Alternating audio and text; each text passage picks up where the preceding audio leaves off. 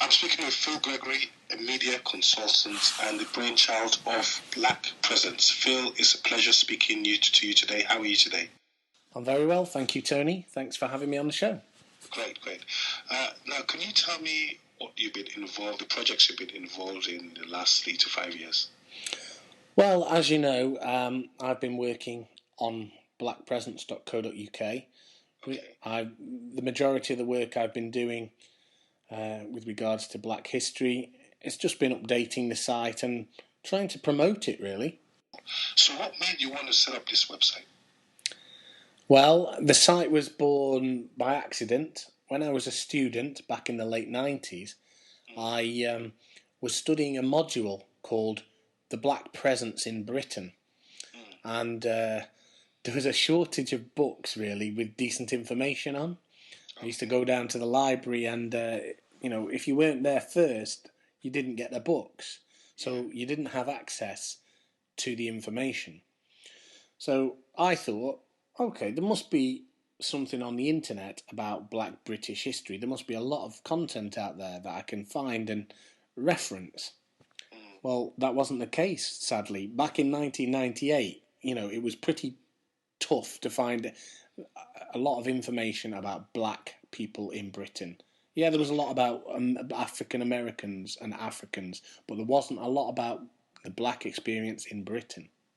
I have to confess, I've visited your site several times, and I'm very impressed with the wealth of information available on that site. You have topics on history, Black history, sports, philosophy, psychology, and all sorts of information. What's the response been like from people following the site? Well, the response has been largely positive, and I guess that's what's driven me on. That's why the site is still around today in 2011 when it was started back in 1998. When I first started that site, people said, wow, you've gathered up articles here of things I'd never even heard of, and thank you so much for doing that. Keep going, keep doing it. And that's just been my motivation. It's the site is for the community. It's never really paid me anything. Okay.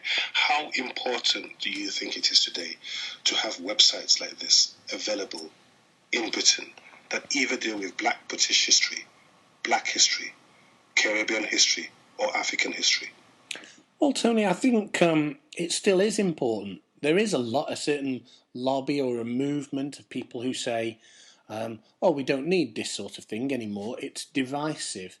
Well, I'm sorry, but until real equality is proven to me, when I pick up a British history book and the exploits of Africans and Caribbeans who've lived and worked in this country are recorded there alongside their white British compatriots, then we haven't got an equal playing field. So people writing their own history and gathering and recording and sharing their own history is absolutely vital, I think.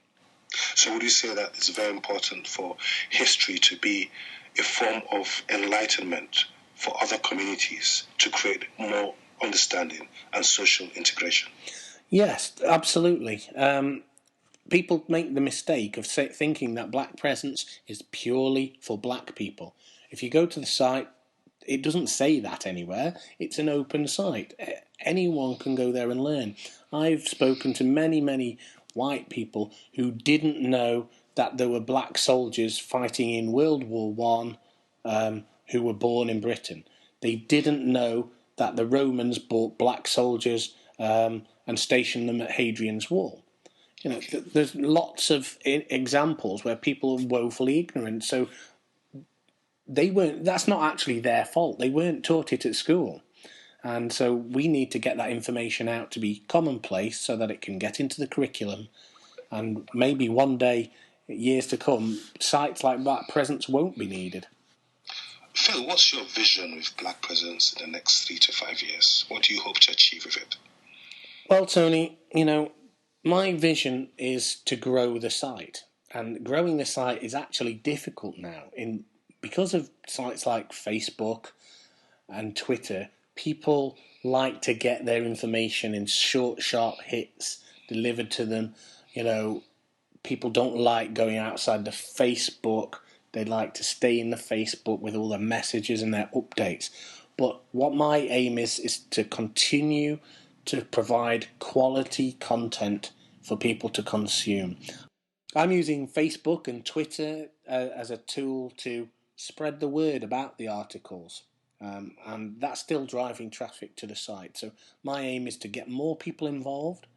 I openly invite people to contribute to the site, and together we'll increase the amount of content on there for people and increase the quality. Now, you seem very passionate about this great initiative in our community. Was there a defining moment where you really thought to yourself, I have to do this? And what was this? I think, the defining moment, Tony, was that day when I was in the library at university and there was just nothing. And I went to the computer room and did my research and there was just nothing. I thought, I've got to build a website. I've got to do it myself, because if I don't, I'm waiting for someone else, and I'm not used. That's not the kind of guy I am. I don't wait for other people. If I think of something, I just do it.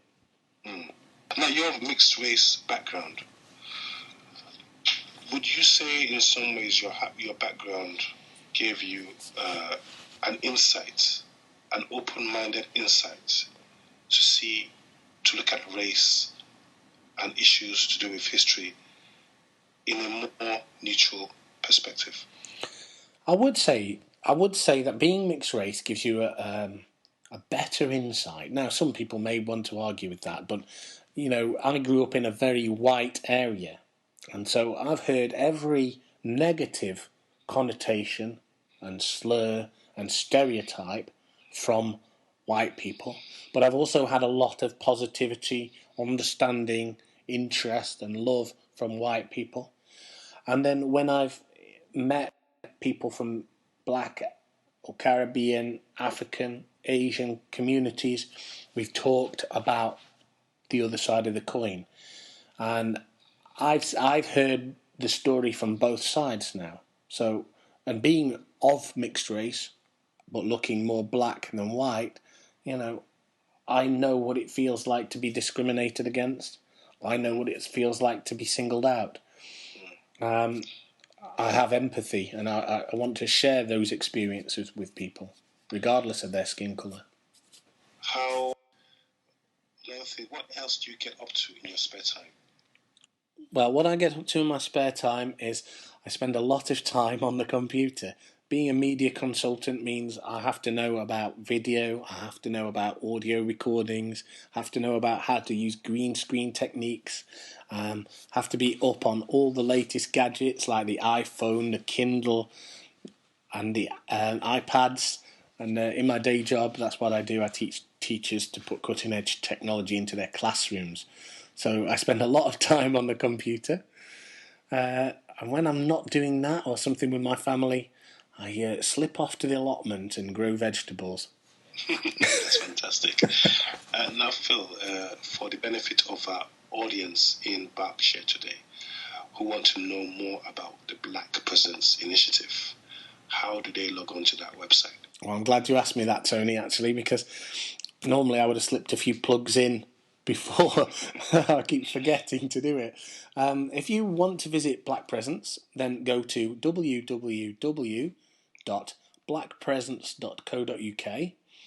If you're on Twitter, you can find us at Blackpresence. If you're on Facebook, you can find us just by searching for Blackpresence. You'll find a group, we've got a page, and there's a standard profile that you can add as a friend. And you're very welcome to submit articles or links, videos, or content to me. If you've got a story to tell, I'm really pleased to assist you to tell it, and you can come and write as a guest writer on blackpresence.co.uk. If you want to email me, it's blackpresence@gmail.com. That's blackpresence@gmail.com. That's fantastic. Please keep me posted with all the great work you're doing in the community. And it's been a pleasure speaking to you, Phil. We'll catch up soon. Tony, thanks for having me on. Thank you very much. Bye-bye. It's a pleasure.